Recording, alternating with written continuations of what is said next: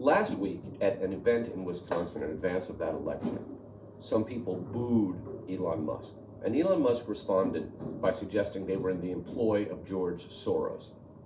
This is significant for a couple of reasons. First, the anti-Semitism. Elon Musk has a long record of anti-Semitism, and many anti-Semites in Europe use George Soros as a code word to kind of rile up anger against what they perceive to be, shady Jewish billionaires who are behind some kind of conspiracy. Secondly, this is a Putinist tactic, to always say that your opponents are being paid by some nefarious actor. That's straight out of Putin's playbook. But then something happened last Tuesday.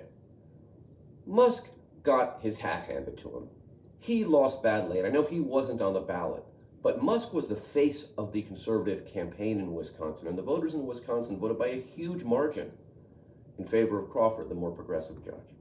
Then this weekend, on Sunday, millions of Americans from all over, I was in Minnesota, others were in New York, San Francisco, Illinois, Texas, everywhere almost, came out and protested against Donald Trump and Elon Musk.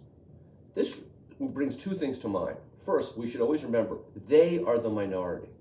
The minority of Americans support this. A majority don't, and that is more clear now than ever.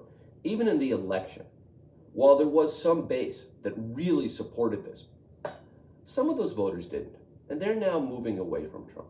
But the other thing this should remind us of, and this is the harder thing, the more difficult thing, this is not a regime that is going to leave office because they lose an election. And I've said that over and over because it's so important.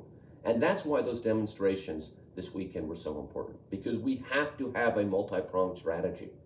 And part of that strategy has to be ongoing mass mobilizations.